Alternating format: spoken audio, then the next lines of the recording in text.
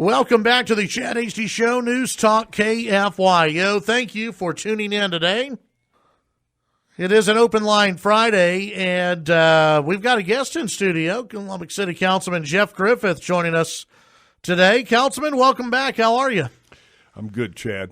It's good to be here. Yeah, good to have you here. And, yesterday there was a press conference over at City Hall, and the City Hall that continuously have these press conferences about coronavirus and updating the public. Here's what's going on. Yesterday, I think, sort of surprised a lot of people and kind of blew up in the news media with, kind of the alarm being sounded that Lubbock is getting close to the point, and this was brought up, I think, a couple of times yesterday during the press conference, of being shut down by the governor. And we wanted to have you on just to kind of talk about that in the process and what are we actually that close to being on a list. I think that's what one of the hospital, maybe over at Covenant, they said that we would be on the list of shutdowns for the governor. What's going on? Well, the way the state figures it, Chad, they look at hospitalization rates, and for the past 7 days, and ours has moved up, no doubt about it. So should people be alarmed? Absolutely. I think that there's a lot of folks that are like me, maybe you, that my term is COVID fatigue. And COVID fatigue is just the fact that we have lived with this now for many, many months. So it's easy to let your guard down. And so we've had, if you look at the positives that have grown in our city, the cases, a lot of it now isn't what early in the fall we thought was a lot of tech coming back students. Right. And that it's really evened out. So that's the reason I'm going to use the term COVID fatigue, because it's people my age and your age all over the board that are the new cases. And so that tells me that people are kind of letting their guard down, and so we have more positives. Our hospitals are great. They have room. They're making adjustments. But there is an end game to this, unfortunately, and that is the amount of healthcare professionals, doctors and nurses. There may not be enough of those. So I'm real proud of what UMC and Covenant are both doing to take care of our citizens. And as you mentioned previously, they've quit taking out-of-town patients. Right. And, one time, my gosh, in fact, when Governor Abbott was in Lubbock and we met with him, it was explained to him that almost 40% of our COVID patients were from downstate. Right. Our hospitals were taking in people from all over, and I applaud their work and their passion. So is that not the case anymore?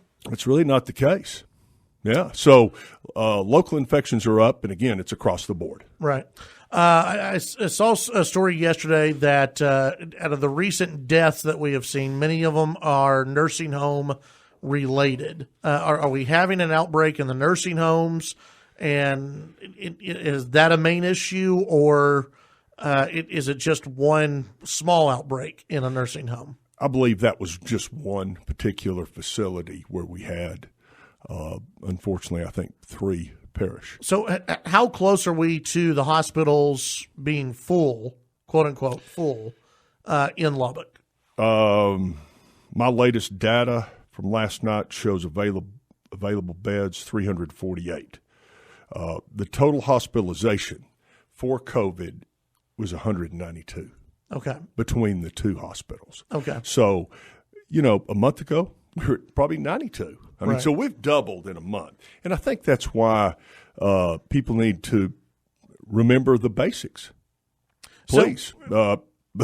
Social distancing, wear facial coverings, and for sure, wash your hands and use sanitizer. So what could the governor do if there was part of this that came out yesterday? If Lubbock is at 15% hospitalization rate for COVID-19, for 7 days in a row, the governor could come in and do what? And do we know? I mean, is there any kind of step-by-step that the governor has told, the city council, hey, here's what we would do first, here's what we would do second, here's what we would do third?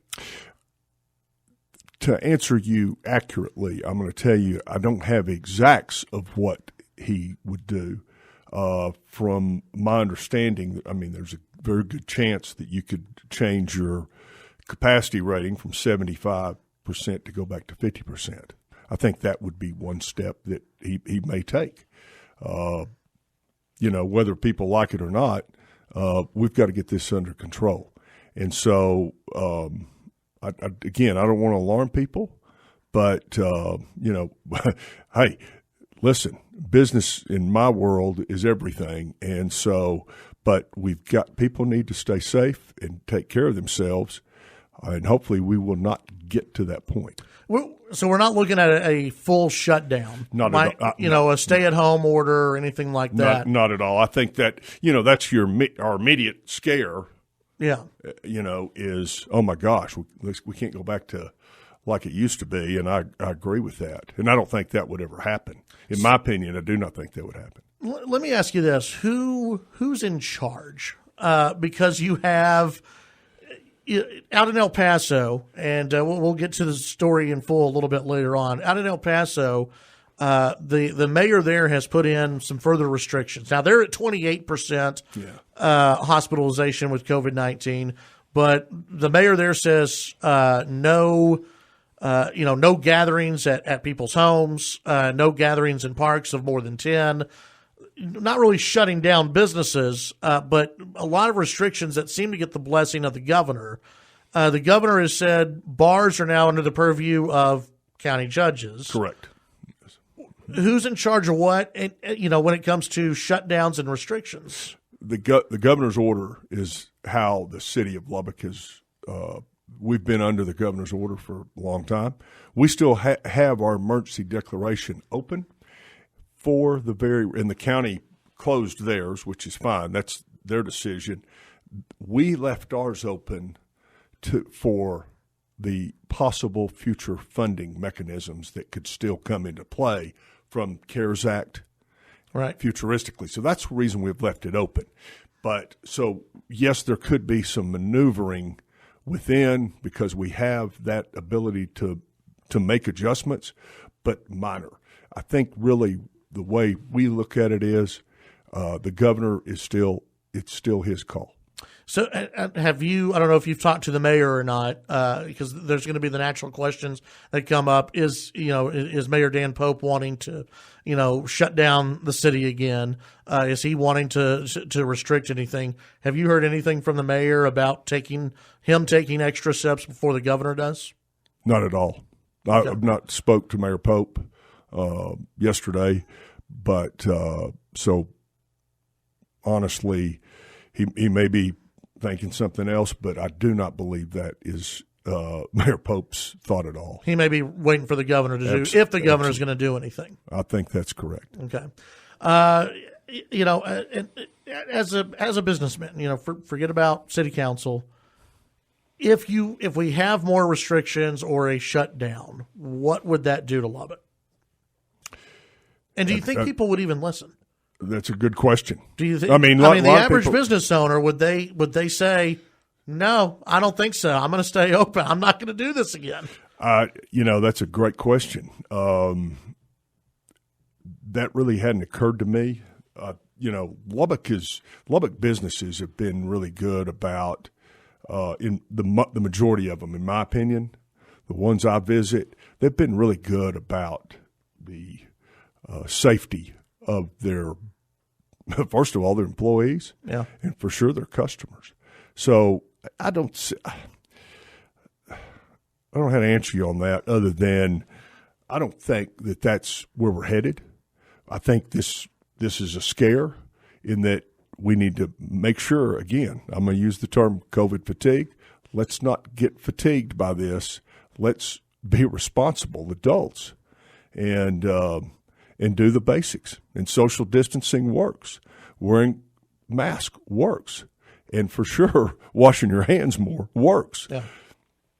Councilman Griffith, appreciate your time today. I know you're busy, so appreciate you stopping by and kind of giving us an update. I think a lot of people were kind of wondering what's going on. When you start hearing shutdown orders, it gets people really nervous, and a lot of business owners really nervous. I understand. Out there. And we haven't heard from the governor, so we turn to the city council to let us know what exactly is going on. Maybe y'all can get inside the governor's head at some point and figure out what's going on. Well, hopefully we will power through this, and thank goodness our hospitals are at work. But as of right now, the hospitals are not they're not about to be overrun or anything like that.